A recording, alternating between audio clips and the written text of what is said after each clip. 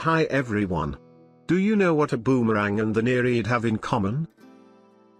In 1797, the British captured this French frigate. 3 years later, the French recaptured her in the bloody Battle of Grand Port. Justice seemed to have been served. But no, 10 years later, the British came back, seized the ship along with the entire island, and didn't even want to keep her. This is the story of a frigate with a copper bottom that served 3 naval powers, survived 2 daring captures, and 1 humiliating surrender. But before we dive into her adventures, let's meet the star of the show, the French frigate La Nereide.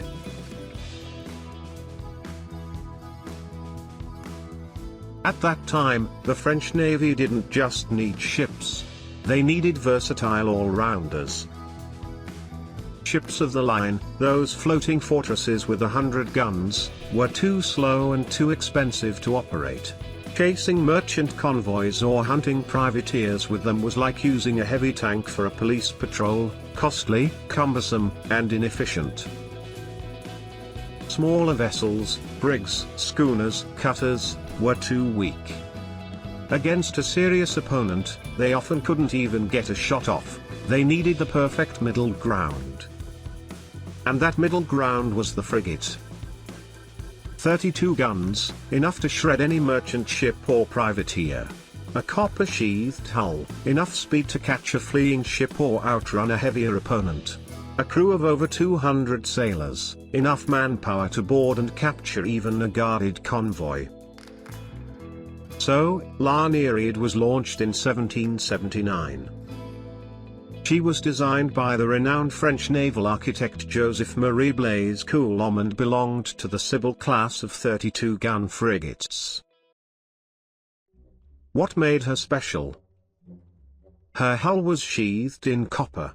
This prevented barnacles and seaweed from growing on the bottom, allowing Nereid to sail faster than most wooden ships of her era. The copper also protected her from shipworms, the scourge of all wooden fleets at the time. On her main deck she carried 26 long 12-pounder guns, with 6 lighter guns on the forecastle and quarterdeck. It looked like a standard setup. However, the placement and caliber of these guns would later play a cruel trick on her in battle against the British frigate HMS Phoebe. The French had bet on the power of a heavy broadside at range. When Phoebe attacked, the British simply refused to play into that strength. Instead, they maneuvered to attack from the stern and bow, where the French frigate could bring only a few guns to bear. As a result, this fast, copper-bottomed frigate with her powerful main battery was left almost helpless, and she surrendered.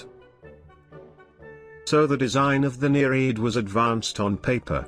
But in real combat, victory doesn't always go to the ship with more guns.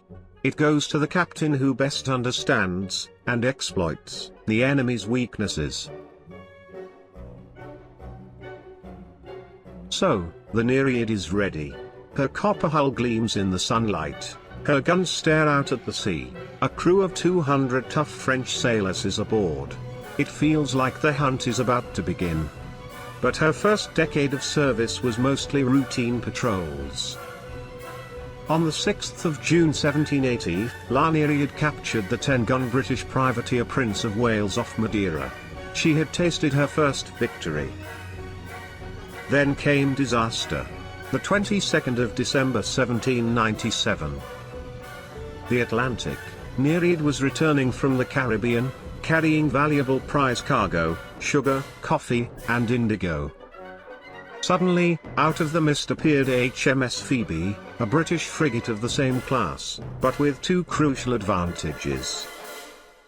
First, the British had captured the plans of the Nereid class a year earlier. They knew exactly where her weak points lay. Second, Phoebe was commanded by Captain Robert Barlow, a man who hated losing. The battle lasted several hours. The French fought desperately. Their captain, Antoine Cannon, or de Cannon, was badly wounded but continued to command from the deck.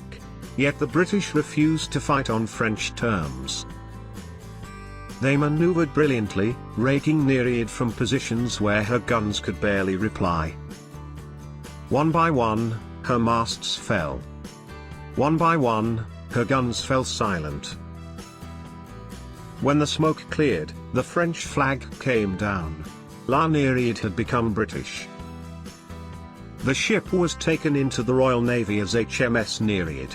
Her sides were painted in the classic British colours. A new English crew came aboard. Now she would fight against the very nation that had built her. Britain sent her to the Indian Ocean, the cork in the bottle of the war, where the French were based on Ile-de-France, modern Mauritius. Nereid was tasked with blockading their ports, sinking their ships, and strangling their colonies. Summer 1810, Rodrigues Island. A British squadron prepares for invasion. Nereid serves as one of the key frigates. But the French struck first. In August 1810 came the Battle of Grand Port. 5 French frigates against 4 British ones. Nereid found herself right in the heart of the fighting. She battled almost alone against 2 powerful opponents. Her guns grew scorching hot, the deck ran red with blood. Captain Nesbitt Josiah Willoughby was horrifically wounded, a splinter took out his eye, but he refused to leave the deck. Lieutenants fell. It became a brutal melee of boarding actions, cutlasses, and hand-to-hand fighting amid smoke and screams. When the last British resistance ended, the French raised their flag over the battered ship. Nereid had returned to France. But the joy was short-lived. Just a few months later, in December 1810, the British landed 20,000 troops on Ile-de-France. The garrison surrendered. Along with the island, the British once again took possession of Nereid. When British admirals inspected the ship, they refused to keep her. Imagine a wooden hull that had been torn apart by cannonballs for a quarter of a century, patched up hastily, sunk and pumped out, burned and repaired again. Bulkheads riddled like Swiss cheese. Rigging barely holding together. Copper sheathing hanging in tatters. She was no longer a frigate. She was a wreck. The British laid her up. They moored her to the shore like an old horse too worn out to work but too familiar to put down. For 3 years she sat at the pier, staring out at the sea she once raced across faster than almost anyone. In 1816, she was sold for breaking up. That was the end of a ship that could never quite choose a side, born French, served British, French again, then British once more. Quite a journey. One thing is certain, her story was never boring. But Nereid wasn't alone. She had 4 sister ships, all from the same Sibylle-class, designed by the brilliant French naval architect Jacques-Noël Sanet. Each had her own dramatic story. And if you think Nereid was unlucky, just wait until you hear what happened to the others. First, Sibylle, the lead ship of the class. She fought in the American War of Independence, captured 18 British merchant ships in a single cruise, but in early 1783 she was cornered off the coast of Spain. After a series of fierce actions against British ships Centurion and Hussar, she was captured. The British found her so badly damaged that they simply broke her up for timber in 1784. Then there was Diane. A beautiful ship, launched in January 1779. Just over a year later, in March 1780, she was caught in a violent storm off St. Lucia in the Caribbean, and sank with her entire crew. Next, Aim Road. Out of all 5, she might have had the most peaceful end. In 1797, the same year Nereid was first captured, Aim Road was declared worn out and broken up in port. And finally, Fine. Her story reads like an adventure novel.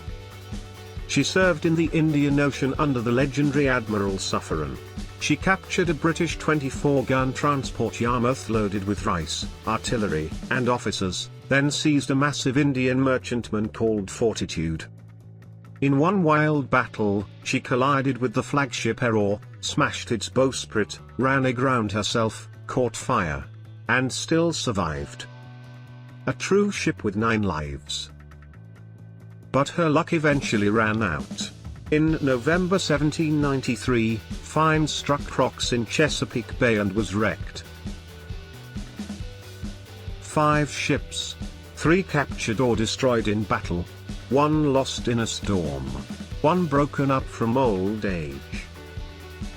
Against that background, our Nereid actually looks quite fortunate, at least she wasn't finished off the first time. Thanks for watching.